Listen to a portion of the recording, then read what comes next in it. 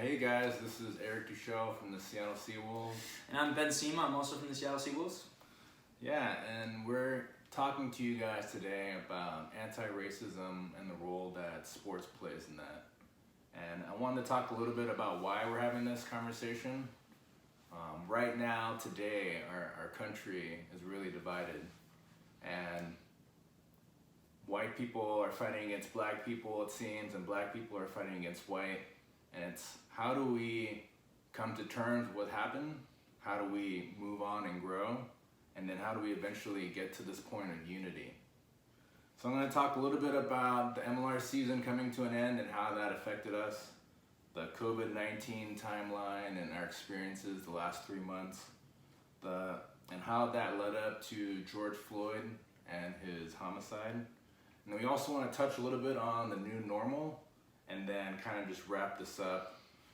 And while we're having this conversation, I want to keep these values in mind that we're trying to promote unity, compassion, justice, a sprinkling of humor, and just to be genuine while we go through this, because it is a really heady, difficult topic that I know that we all just want to get through and just have. So, you got anything on that introduction? No, I mean, thank you for letting everything out, and thank you for including me in this. I'm really excited, honestly. I'm a little bit nervous. A white person talking race with a black teammate, can be a little bit scary. Honestly, that's just how it is. You don't want to trip yourself up, and you don't want to say anything that, will offend you, because at the end of the day, I don't want to hurt you. That's the big thing is, I feel as though a lot of things are being said that just kind of disregard the feelings of people. A little bit of lack of compassion. What it is me being nervous about hurting you. And I'm excited that the MLR gave me this platform, and I'm excited that there's people listening and people that want to engage in this conversation, because that's just so important. Yeah, well, thanks for saying that. It means a lot. Yeah. And I want to say, as a black person, that I love white people, all white people. And I also want to say that, I know white people like black people. It's not something new, right? And it's something that we've been slowly moving away from. But we kind of caught like one seed of maybe evil from our past. And I don't think it defines like our generation or defines us as people. It is something in our history, and it's now in this year 2020 we can maybe actually have a real honest conversation. Yeah, absolutely. And it is so weird because of the circumstances. Like, we were all locked up for months, and now we're all on the streets protesting, and it's an interesting time, and I think it's such a unique time in history that everyone needs to be switched on, learning and educating yourself as much as possible to all the things that are happening around. So just tell me how MLR being canceled was for you. Yeah, so that happened on a Thursday. It was March 11th. 11:30 a.m. Well, I remember Shane, he was at training. We were having a good training. Keys kind of went around, told people who was going to New York. Generally, when your owners are at training, it's never a great sign. And afterwards, he told us that because of COVID-19, we're going to have to suspend the season until Easter. Mm-hmm. And that after that point, we'll get back at it, and we'll continue on like nothing ever happened. Right. And then 6 days later, on that Wednesday, I got a message that the season was canceled, and it was just, I was at a loss for words as I am now. Like, when that happened, I feel that emotion.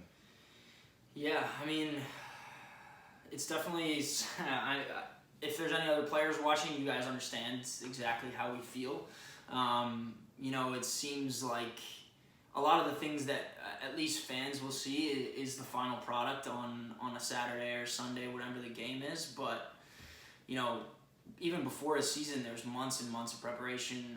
months of us training, trying to get ready to prepare, put the best product on the field. It gives ourselves the best chances to get on the field. And kind of having that all ripped away without people really seeing how that affects us is tough. Like, it's very tough.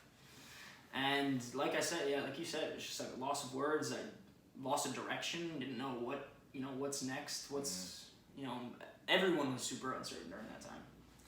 And so that kind of, I think, once they said the season was canceled, that weekend, Washington went into lockdown. Mm-hmm. And things just kept getting worse. Like in April, at one point we were losing 2,000 Americans a day to COVID. And I remember, instead of going to training, I was getting updates on the death rate, which, Ben told me that was a bad idea. And it was, like, I did that for a week and then I couldn't do it anymore. I was like, I just couldn't process it in that way. Yeah, I mean, it's hard to really conceptualize that 1,000 people were dying a day because of, an illness, and everyone's locked down, everyone's in a state of high anxiety, and yeah, I mean, I think it was just tough. It's tough to rationalize because, I mean, like 40 million other people, like, technically were kind of out of work, and that hole that rugby fills, whether it be an outlet for expression, whether it be something that makes you happy and fulfilled, whatever it may be, is gone, and trying to fill that is really where a lot of the anxiety and the stress comes in. And to be honest, like, I didn't fill that time well. I would say, like, the first 2 weeks I was depressed.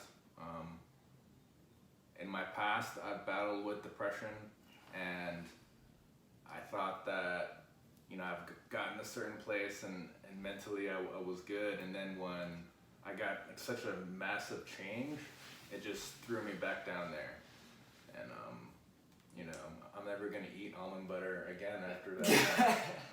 I hate it now. Like, oh. Yeah. No, I mean, yeah, for me personally, transition periods are weird. It's the uncertainty and kind of, I mean, for me personally, there were days where I just couldn't get out of bed, and like there's days where I felt fine, and it was from one day to the next, like just like that, your mood changes completely, and that comes from people being frustrated to be locked inside, people being frustrated that they don't quite understand like what's happening, and what's going to happen after this. Like, what is really the new world that's going to come after all this this COVID stuff's done. Yeah, and so that's still uncertain, but as far as our timeline, March was a lot of uncertainty. The world just went upside down. April, we kind of hit the peak of COVID-19 deaths in our country, and then May seemed a bit better, and we were actually trending in a better direction. It was down to 1,000, and then May 25th was when George Floyd was killed. And leading up to that, there was other kind of racist things that were going on. The murder of Ahmaud Arbery and Breonna Taylor. Yeah, and then also the Central Park incident really got to me. There was this moment where there was this white woman in Central Park. She had her dog off a leash, and this black guy was bird watching in Central Park, and he asked her to put her dog on a leash.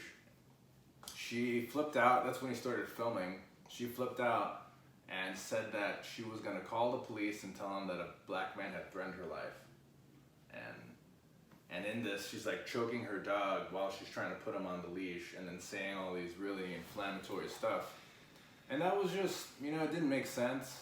And then I think a few days later after that is when the George Floyd incident happened.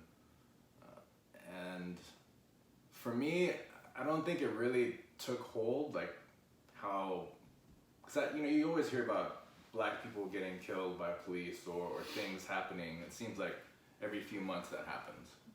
But when you saw the reaction of the protesters and the rioting and the looting, that's what really caught my attention. And then at 5 p.m. on Friday, after May 25th, we got the alerts on our phone that we were on curfew.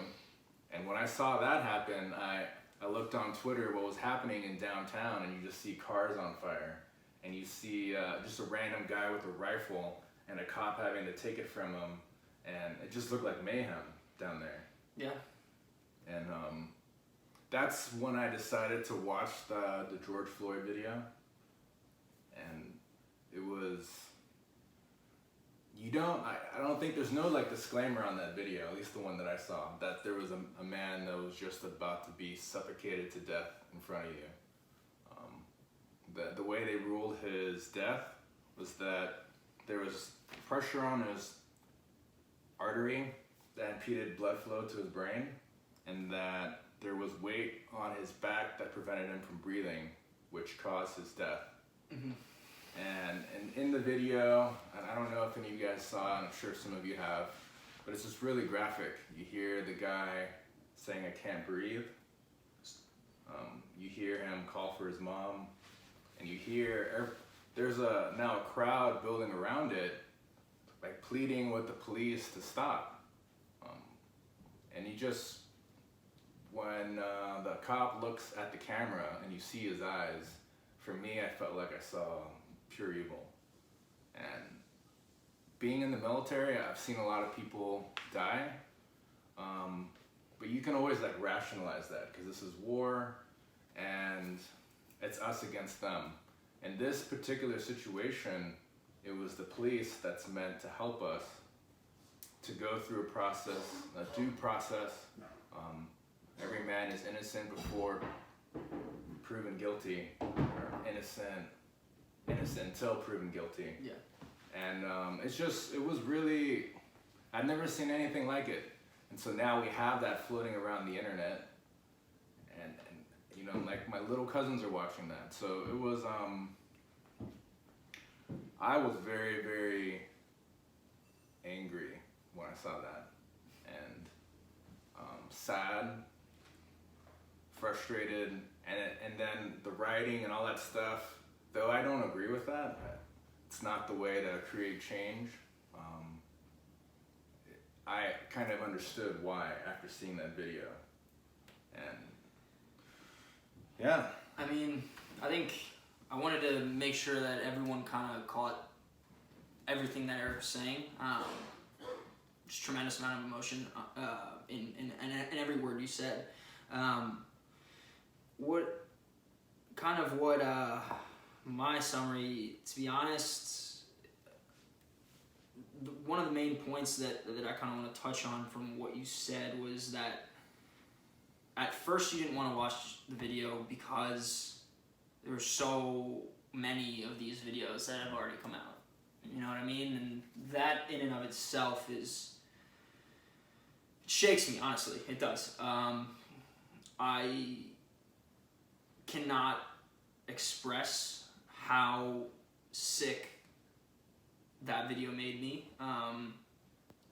It's something that has obviously had a tremendous force in people's lives, clearly from what you're seeing out there, and rightfully so. That was arguably one of the most disgusting things I've ever seen. And for that to happen on any given day to anybody would be horrible. The fact that it was a police officer who swears under God to protect the public and not hurt people, that adds another element to it. And obviously our country's history with this, adds another element to it. And I think, it's something that has been brewing for a long time, and I think it's something that we have to face head on. I think I encourage everyone to watch that video. Because the reality that's what's been happening. And that's really what people of color, specifically black people in this country, have been facing for, hundreds of years. And I think, personally, the Central Park incident was the perfect personification. It seemed to be the perfect storm of everything kind of culminating together, because we didn't just see the cop killing the black person like we have seen in the past, and we've seen it countless numbers of times. We saw what we would assume to be a regular white woman using her whiteness against a person of color, a black person bird watching in a park. And that really is what the hidden problem was in all of this, is that there is a double standard, and there is an awareness that this is happening and nothing is being done. And for me personally, it's just incredibly frustrating, because when you see evil in the world, you think that people try to change it, and it's been ignored for so long. And for me, it has to be enough now. It has to. I don't think there's any going back from this. Like we've seen in the past few weeks, this is the biggest civil rights movement in the world. And the impacts of it need to be felt. And man, I just don't get it. I really don't. And you touched on a lot of things, and I just want to acknowledge your emotions, and I think everyone watching, we probably just all need to take a deep breath.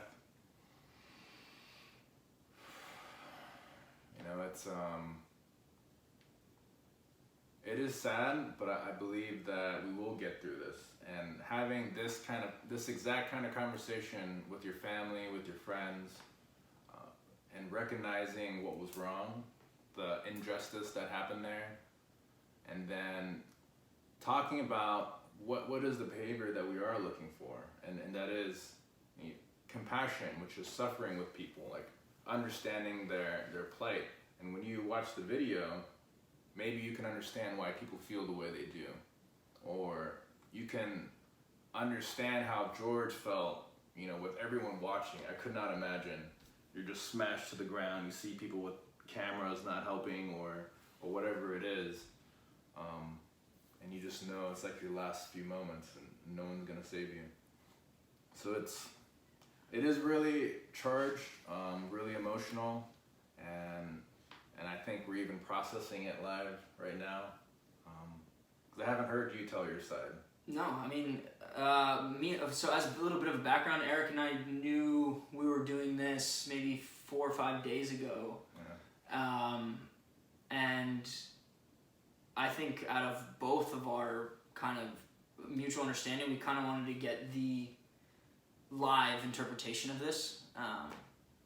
So we hadn't really talked about it. That's why, it may seem a little bit disheveled. But I think that's kind of what we need. Yeah. Because that's how conversations should be sparked. But I guess my question for you would be, just to kind of rope in, why we're here and why we're given this platform is because of sports. I would ask you, kind of what, your experience with sport has been like, and how that plays into, the message of anti-racism that we are trying to put out, and going along with kind of the values that you aligned us. Unity, compassion, and justice. Kind of what role have sports played, at least in your life? Yeah. I don't know if this is the answer, but back in 2015, I went and played on a tennis tournament in Hong Kong with the Irish Vikings. And I was the only black person. Everyone else was white, predominantly from Great Britain. And, I got there, and they took me in with open arms. They were really excited to have me there. And you can see how the sport kind of it kind of transcends race. It's like if you can play this position, if you can do your job, then that's all we want. You know, as long as you're a good guy and you do your job, like, we're gonna get along. And rugby has shown me that people don't see me as, maybe of course they see me as black, but it's like they see your higher virtues. They see who you truly are, and look beyond skin deep biases. So for me, that was an amazing experience, and to kind of talk about some of the other questions that we got from our fans.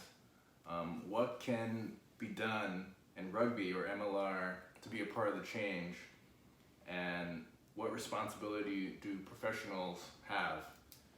And what I wrote down there is, I think one thing that we can do at MLR is going to these underprivileged schools. At least me, I wanted to go to this underprivileged school on Martin Luther King. A lot of stereotypes there, but there's a lot of black or minority people there. And I think us as professional athletes, like, children imitate us. They see us as role models, and what we can do is go there and show them, you know, what does a confident black athlete look like, or what is a confident person who's invested in them and cares. Because I remember one kid told me, like, I wish you were my dad, and they come to find out that he didn't have a father, and it broke my heart. I couldn't believe that. So there really is a need, right? Like, just beyond this police brutality, but now you have the younger generation that just doesn't have a father, or doesn't have the things that they need to be successful. Yeah, I mean, touched on a lot of things. I mean, my experience is different. As you can see, Eric and I look very different. I grew up in a predominantly white, affluent Catholic neighborhood. Kind of, you know, the quintessential white upbringing, really. You know, there's an added layer of complexity when you bring in that I'm actually Argentinian. I was born in Argentina. And I actually only got U.S. citizenship this past November after, you know, 2 decades of Congrats. Yeah, 2 decades of trying to attain citizenship. But, you know, the way I was brought up was different. But rugby, God bless, you know, my parents and for driving me to practice and everything. But it allowed me to be able to travel and see the world and experience different things and get out of, you know, the white suburban area that I was in. And that's not to say that I wasn't experiencing it in other ways, because, you know, I have family in Argentina. I visit frequently, and, you know, I have different experiences in that sense. But rugby allowed me to travel to South America, different places in South America, in Asia, in Africa, Europe, all these different places where, just by virtue of seeing and experiencing and really, you know, kind of understanding different cultures and being with different people, where, you know, you meet necessarily a lot of the times, you know, during these high school clinics and, you know, All-Americans and under 20s and all those things, you know, you show up at a place, you meet 30 people, and then in a few days you're playing a game. So being too bogged down on, like, oh, I don't, like, why are there black people, or why are there Asian people, why are there Hispanics, there's no time for that, really. So race was completely stripped in these scenarios, to the point where you get to know people for who they actually are, and you see their values on the field, in the hotels, whether you're playing cards or you're playing Fortnite, whatever it may be. You learn about people and you really understand them, and that's where that can, you know, really affect change. I think personally, that is what I have to thank rugby for is that it allowed me to see so many different things, meet so many different people, and experience so many different ways of living that it allows me to, empathize and understand people, I think, a little bit better. Yeah, so I'd like to zoom out of our discussion right now about George Floyd and just kind of bring back, like, what are people facing right now? We're facing record unemployment. The new normal looks like 1,000 people dying a day, and that's like something that we have to live with. And that there are some people that are really vulnerable, like immune issues, and so they're in complete fear. Mm-hmm. Like, there are people terrified of racism right now, and there's people just as terrified about dying from COVID-19. Yep. And that's a reality that we're going to be in for the foreseeable future. So how do we navigate this space? How do we move forward in this time? I mean, it's a tough ask. Obviously, the world is still kind of figuring that out. I think personally, the core issue really is just compassion. There's a group of people that is scared to go outside right now because they're scared of dying. And then there is another group of people that is also scared to go outside because they're also scared of dying. So it really is just about being able to understand where those people are coming from and why they're so, nervous, scared, whatever it may be, and trying to relate and understand their position. And to kind of conclude this message, or just how I feel about the whole topic, I am really grateful that MLR gave us this platform to talk about racism. A lot of people don't want to have this conversation. A lot of people don't want to see us have this conversation. And ultimately, I think we have to see that we're one human race. There is no black race. There's no white race. Maybe we're different breeds, but we are all essentially the same. And it's our differences that we can celebrate instead of hate each other for that. Because our differences are what gonna allow us as a species to reach our full potential. I can't do what Ben does, and Ben can't do what I do. And the world is better if we both can self-actualize and express our full being. I think that's the purpose of why we're here on Earth, to get a little deep. Yeah. But it's to express ourselves, to love each other, and to find unity through God. And maybe this George Floyd incident, maybe he's a martyr to remind us that this is bigger than white or black. There is no race division here. We are the same people. And I just hope to live this life with a little bit of humor, with compassion, and just to be genuine. And I really appreciate how genuine you are. You're able to be self-deprecating, which I really can't do. My ego can't handle it.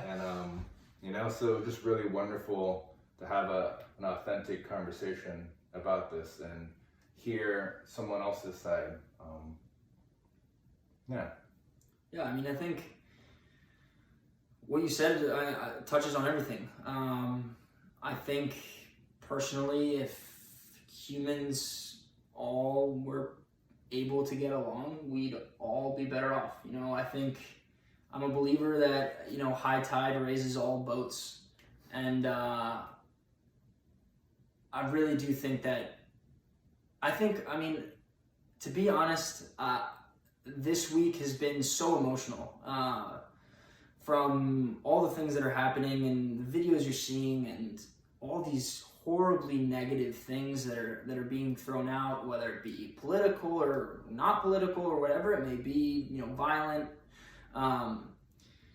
It's hard. It's hard. But I will say that I have been more hopeful over these last few days than ever, because I've been seeing really the strength of humankind.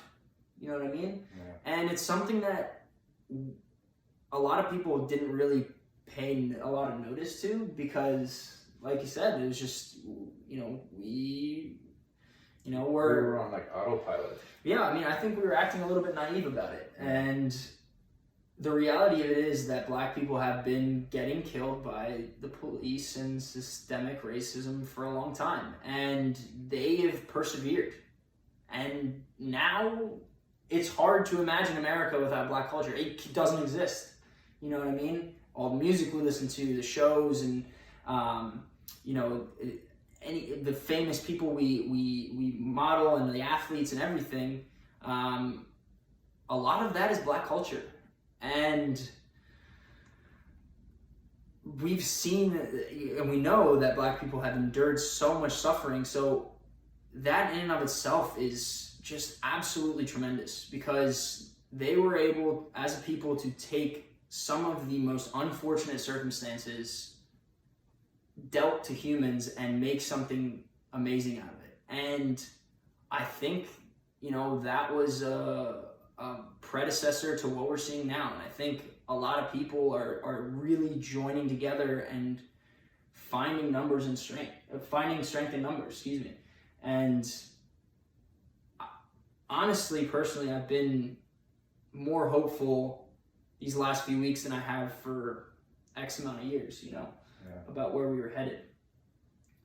And again, like I said, I just have to thank you, Eric, for letting me join in on this conversation, and the MLR for having this conversation, being brave enough to let us have it. And I want to echo what you said. Like this really is an awakening time where we're seeing the truth. We're seeing, because to be honest, I did not know that racism was this bad. Like until I saw that video, I thought we were beyond that. And I thought that was like a 1960s thing. Yeah. And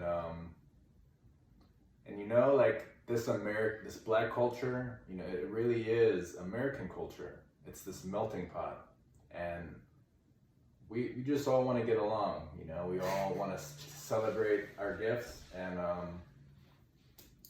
just keep doing great things. So I'm grateful for this time. Just say my piece, say what I'm about, and kind of just let you guys know that I love you regardless of the color of your skin. And I think if you're looking for a way to help, go out of your way to tell someone that you love them.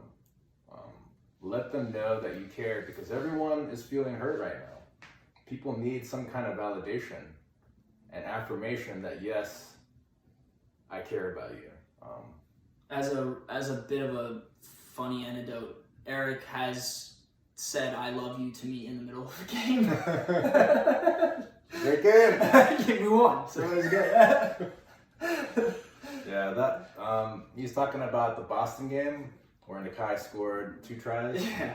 And like when we're fully expressing ourselves, like in that moment, I was not self-conscious at all. I was like free, because we were on top of the world.